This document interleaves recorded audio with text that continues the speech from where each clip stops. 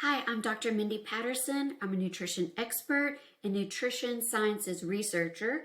I'm also the founder of Renutrin, where we provide prebiotic fiber supplements to optimize gut health, which will in turn improve other conditions such as elevated blood glucose, inflammation, mental health. So we'll talk about all of the different things that these prebiotic fibers can do in subsequent videos. But today, I want to discuss the different sources of dietary resistant starch. So first, we'll talk about what is starch. You have to have just a little bit of an understanding of what starch is, where it's found, and then what resistant starch is, which is a component of starch.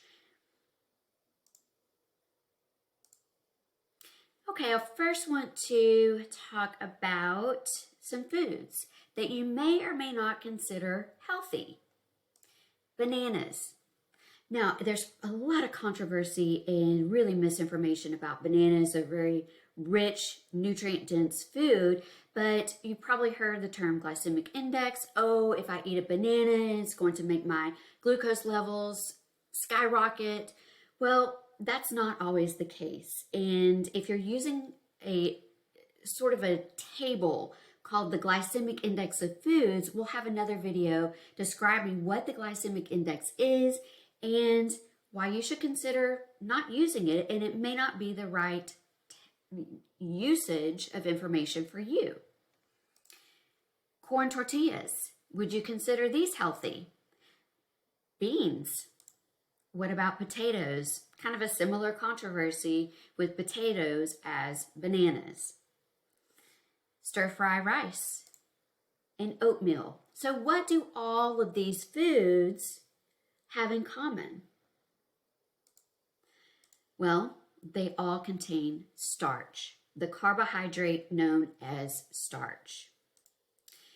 So what is starch? Starch is simply a lot of glucose monomers. So when I mean monomer, meaning one unit, so 1 unit of glucose that are attached via a bond, and they're housed inside of this granule. So there's literally could be thousands of glucose molecules or monomers attached inside of these granules, and that granule is known as a starch granule. Now, glucose inside the granule can be configured in different ways. So it can either be linear, so the linkages are lining up the glucose molecules simply in a line, right? So one after another. But then there's also something called amylopectin. And amylopectin contains glucose, but there are branches. Okay, so amylose, if you think about that linear configuration, glucose in a linear fashion, they can actually compact together tightly. Whereas amylopectin, where there's branches, they can't really compact together very tightly because of that branch.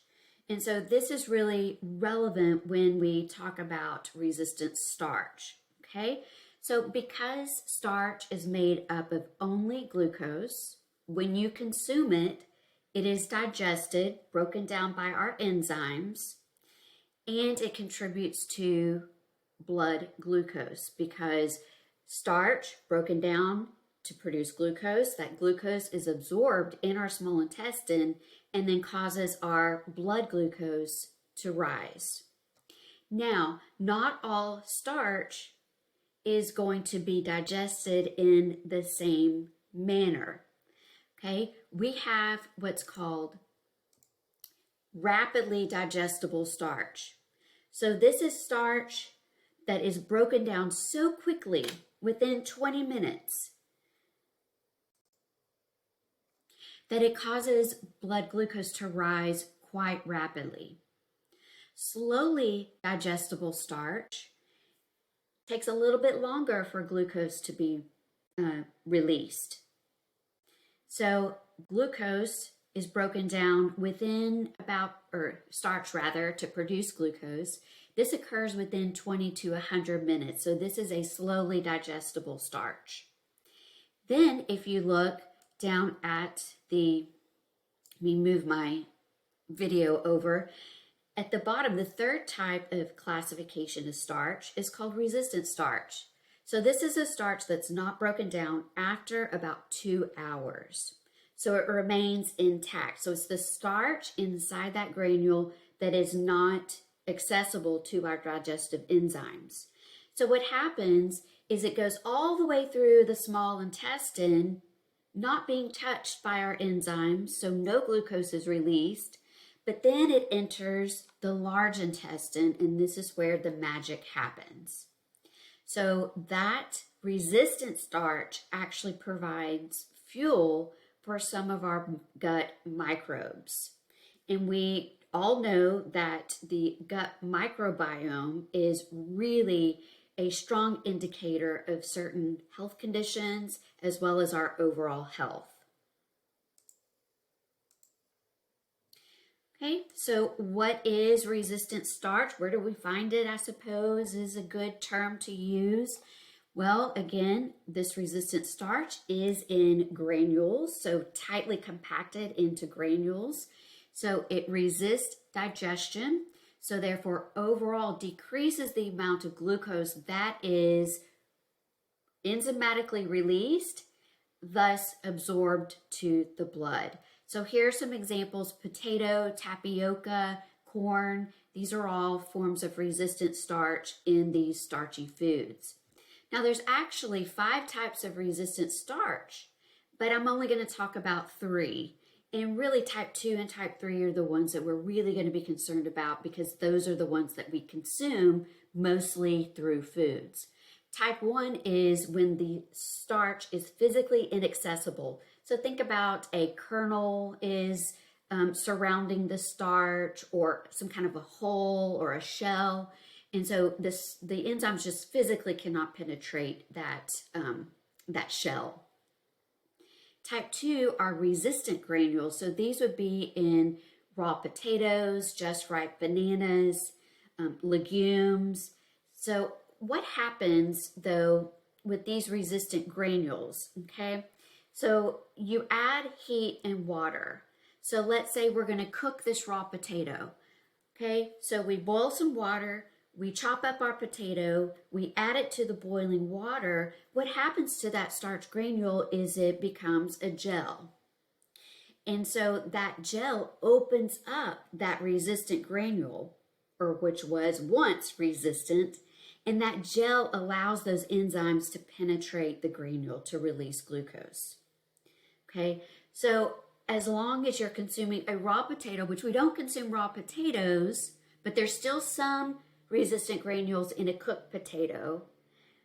But the point is you add heat and moisture to some of these starchy foods, and some of those resistant granules are not so resistant anymore because of the opening up of the starch granule.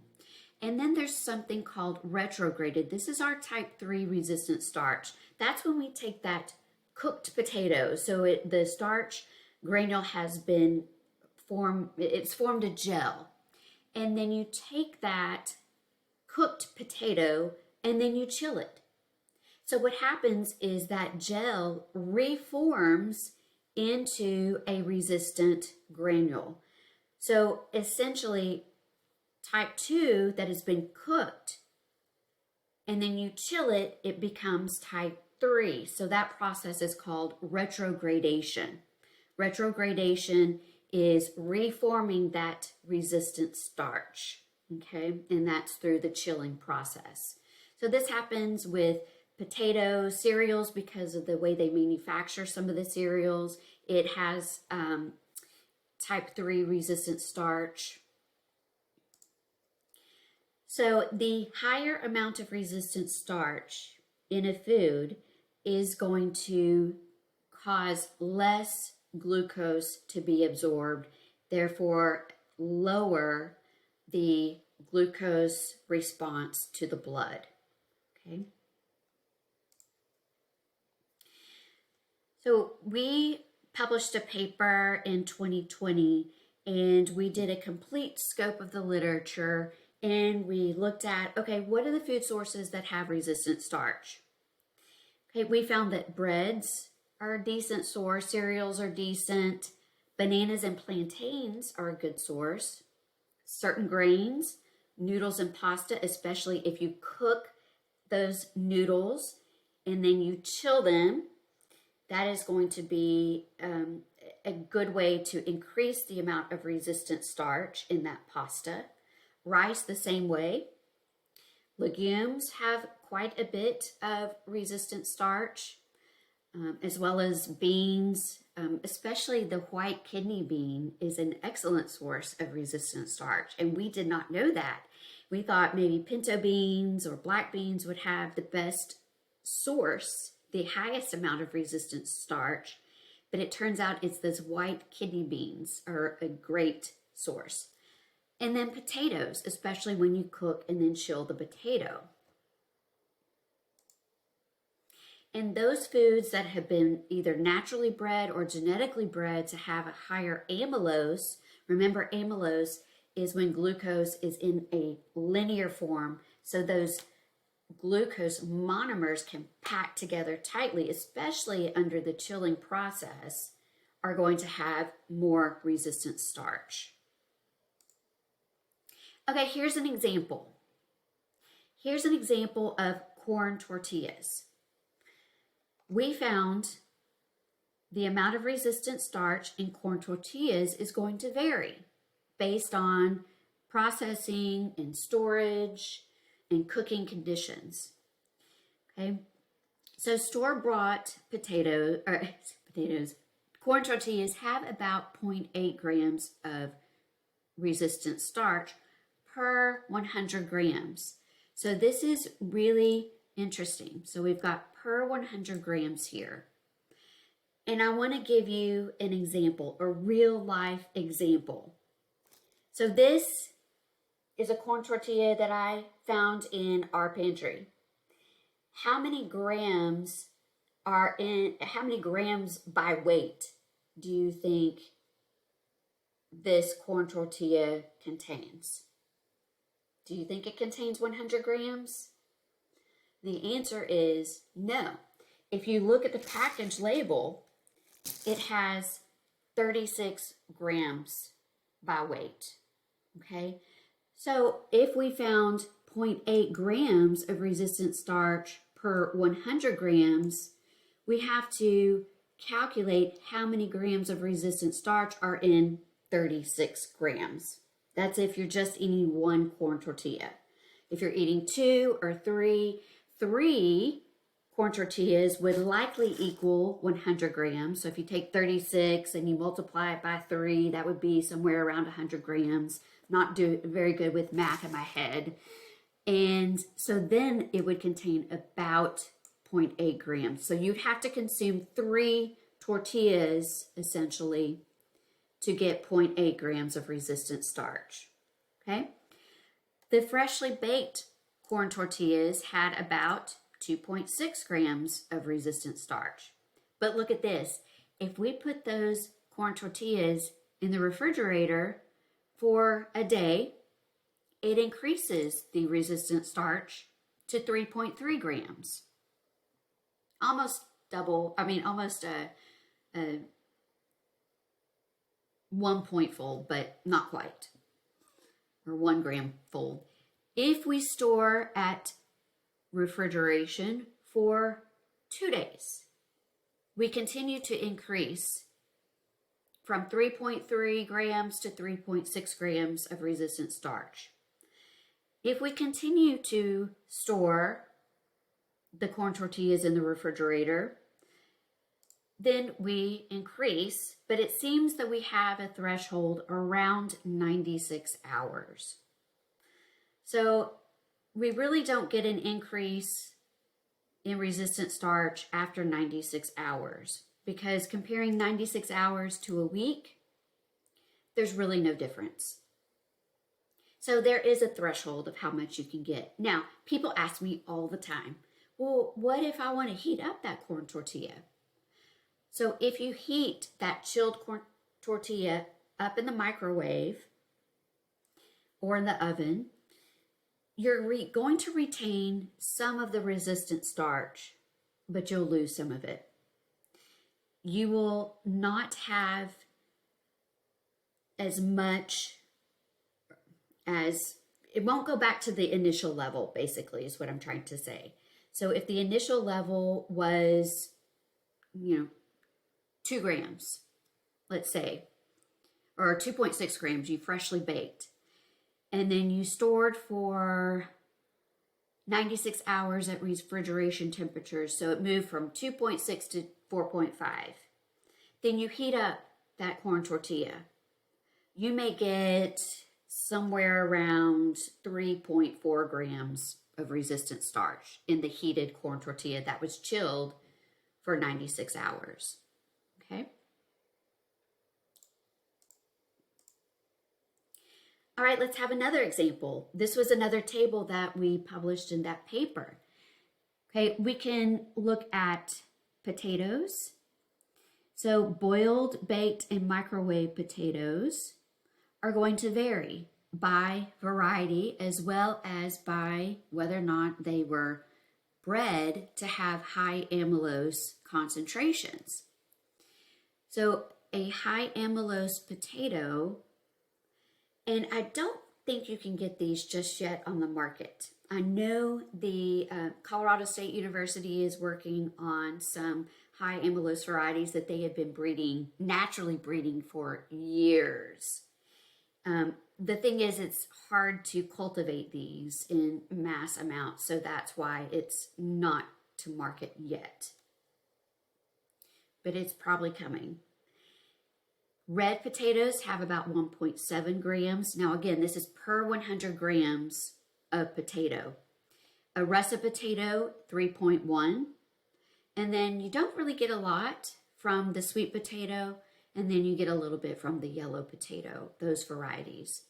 Now, a medium-sized russet potato, just to give you a little bit of context, is anywhere between 200 grams to about 250 grams. So in this case of reducing the amount of resistant starch per 100 gram, we're actually going to double, let's say, this russet potato here, which has 3.1 grams. So we would need to multiply this by 2 if we're consuming 200 grams in a serving, and then we would get 6.2 grams, okay? So it's all relative to the serving size and how much you're consuming, right? What about baked then chilled?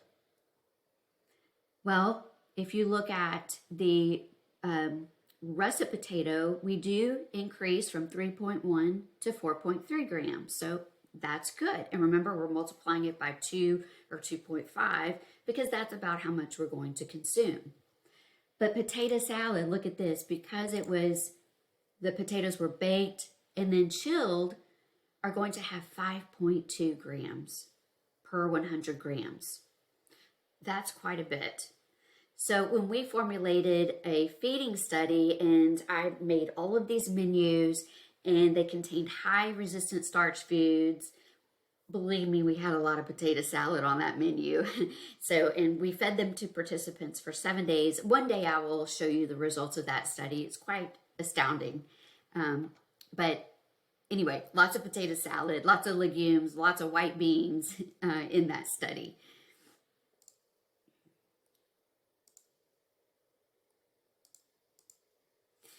Okay, then we published another study. We were wondering how much resistant starch are people actually getting in their diets in the United States. And so we took dietary data from a huge database that the government actually manages. And we found that out of about 5,000 individuals, we get about 1.9 to 2 grams of resistant starch per 1,000 calories that we consume. So on average, if you consume a 2,000 calorie diet, you're going to get about 4 grams of resistant starch. And where are we getting that resistant starch from? French fries and white potatoes. Okay, So that's mostly where our resistant starch is coming from. Rice is the second source of resistant starch in our diets, followed by beans, peas, and legumes.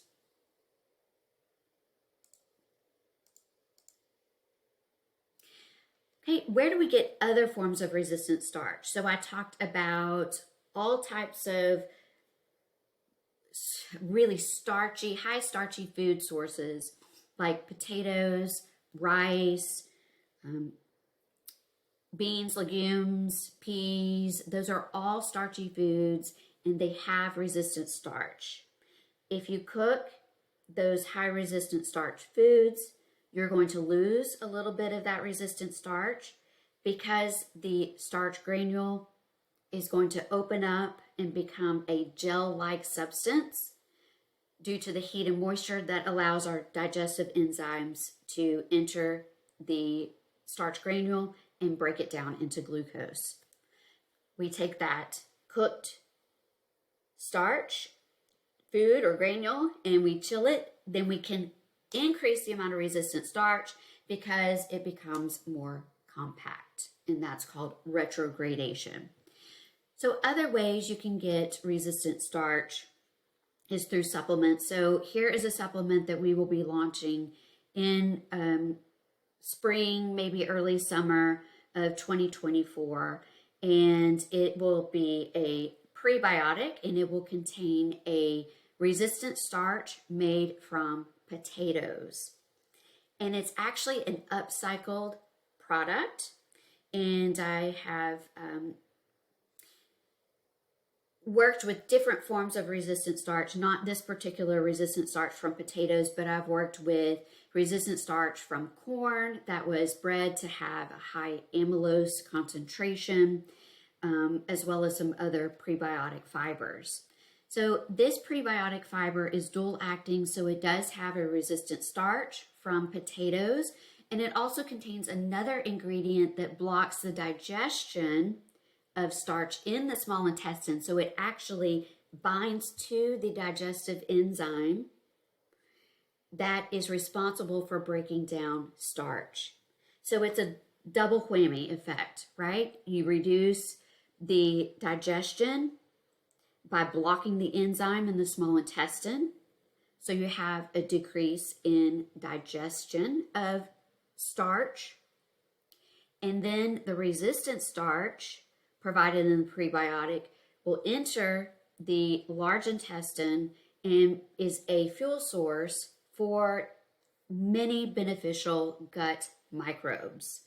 And that combination together will optimize gut health as well as attenuate or lower blood glucose concentration. So that dual effect, okay? And that's not the only thing that will happen, but we will have clinical studies and so more results coming soon. The product is vegan, non-GMO, it's FODMAP friendly. So I just received approval from the FODMAP group out of Australia and am able to use the badge. So people with irritable bowel syndrome or who have sensitivity to fermentable products can actually use this prebiotic fiber. Now, something about FODMAPs versus resistant starch, because resistant starch is fermentable, but it is a slowly fermentable prebiotic. So because it's slow, it's tolerated very well, and it doesn't produce a lot of the gas and the bloating and the rumbling and the GI discomfort that you would get from fermentable oligosaccharides, disaccharides, monosaccharides, and polyls. And why that is because oligosaccharides are 3, usually fructose, attached together. Di, meaning 2, has 2 fructose or 2 monosaccharides attached together, and then a monosaccharide is 1. So what happens is, these are very rapidly broken down because they are so small, you know, only 3 or 2 or 1 in that's actually available to the gut microbes. And so that allows for the microbes to ferment these FODMAPs very quickly, and that quick fermentation leads to the gas, the bloating, the GI discomfort. So our product, thankfully, is FODMAP friendly, so it is safe for people who have GI distress with some of the other fibers, prebiotic fibers that are available. Okay, where can you find me? If you have any questions, not only about prebiotic fibers, but about nutrition in general, you know, I want to really delve into why it's detrimental for you to have elevated blood glucose. There's many things that happen when blood glucose is not controlled in that normal range. I want to discuss the glycemic index and carbohydrate quality, and how you can improve carbohydrate quality in your diet. We'll also delve into proteins. We can talk about protein efficiency, how you can build muscle from protein, how you can optimize your health and wellness by choosing the right protein sources, specifically amino acids. And we can also discuss fat too. What are the optimal sources of fat for overall health? You've probably heard of the Mediterranean diet, which has a lot of olive oil. So we can delve into the reasons why that is. So everything nutrition we can discuss, we can talk about. I teach nutritional biochemistry at the graduate level, and I have for many years. I'm very well versed with the literature. So email me questions, and I hope you enjoyed this video. Please go to info@renutrin.com. That's my email, and I will gladly answer your questions, or if you want to tell me a comment, say a comment, please do so there too. Thank you, and have a wonderful day.